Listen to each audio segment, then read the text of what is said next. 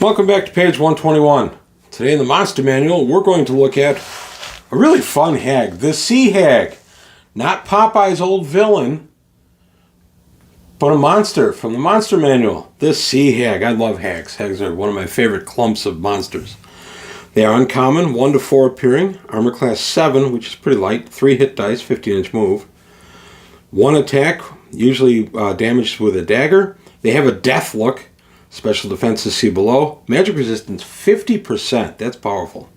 Intelligence average, chaotic evil, and medium size. Sea hags inhabit thickly vegetated shallows in warm seas. A very rare variety dwells in freshwater. They are reclusive and hate beauty, so their lairs are likely to be very dismal, ugly places. The sea hag is so ghastly looking as to make a creature weak from fright unless a saving throw versus magic is successful. The creature loses 1/2 its strength for 1 to 6 turns. Worse still, the hag is able to cast a deadly glance up to 30 feet, and this look will kill any creature with failed saving throw versus poison. A sea hag can employ this weapon but 3 times a day. Any victim of a sea hag is quickly devoured by the horrid victor. That's nasty. It's only 3 hit dice, only armor class 7, so you're thinking, who cares? 1 attack, dagger damage, so 1 to 4 points of damage, no bonuses to strength, nothing special except, wait a minute, she gets to make you make a save because she's so ugly. You have to save or lose half your strength for 1 to 6 turns. That's 10 minutes to 60 minutes. And she can throw a death glance 3 times a day, 30-foot distant. At my table, she can do this 3 in a row. So 3 rounds in a row. So boom, boom, boom. So the Sea Hag, even though she's only 3 hit dice, deceptively powerful. This is around a 7th, 8th level encounter, and you can end up with a few dead player characters on your hands, which, by the way, for me as a DM, it's no big deal. I do like killing the occasional player character. There are many things in D&D that brings characters back. I've always had kind of an operating thing for my own characters that at low level, 1st, 2nd, 3rd level, who cares? I don't care if they get killed or not as far as trying to resurrect them. I'm not emotionally attached. So if they die, they die.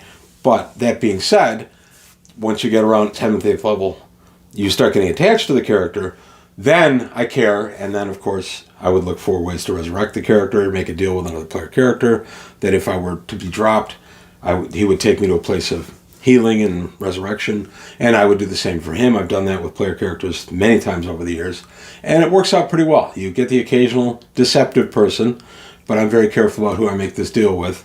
But it's a good thing to have at medium levels if you want to preserve the character. There are other times where I've just had a character who died, and he's just gone on to Valhalla, and I had a fighter who died in a valiant last stand against a dragon holding a passage. He had no chance to defeat the dragon. He could delay the dragon, and that's what he did. The players were fleeing. I made the decision to turn and fight with this character, 5th level fighter. He lasted a round or 2, but the dragon overwhelmed him. But he is one of my favorite dead characters of all time because he survived, or he sacrificed himself to save the party, and the party did indeed get away. It's just a good moment. But the Sea Hag itself, deceptively powerful. Be careful with this one. You don't want to throw this out much before 6th, 7th level, in my opinion. Especially if you have 1 to 4 appearing. If 4 appear, they can do the death gaze 3 per day each. That's 12 death gazes. 12 saving throws players have to make. By the way, they're going to fail some of those. So you got to be really careful with this one. But I like the Sea Hag. I like having some stuff that could come up out of the water and menace the players. If your players are like mine, and I'm sure they are, they hate water in AD&D. It's just a place they don't operate very well, and for the most part, they're not equipped for it, and they don't like it. I've always loved that as a DM. It's a good way to kind of put your players on guard. And I'm not talking about taking them always out on sea adventures. Those can be a lot of fun. But I'm talking also just having your players near a lake or a river or a favorite in a swamp and have something like this coming at them. There's no reason you couldn't use the Sea Hag in some kind of estuary situation where a river's flowing into a larger body of water. She could be layering in there. It can be a lot of fun. These are great monsters, great encounters, and I like using them. So let me know how you've used them. If you like the hags as much as I do, I find the hags to be a great alternative to undead. when I have a situation in a campaign for whatever reason where I want pretty powerful monsters, but I can't use undead, I can do this. I have one of my players has a sword based on Narsil, and one of the powers, after a great deal of adventuring, one of the powers I gave Narsil was the ability to command undead once or dismiss the undead. And I goofed and kind of made it an all-powerful kind of thing, so in that one campaign I'm limited on my undead, but that's okay too because it's made me think outside the box, and hags are a great substitute for when that happens. But that's all I've got today on page 121. I want to thank you for your time. Thanks for watching. Let me know how you use sea hags or any hags. I love hags and I love ideas for them. Let me know how you've used them.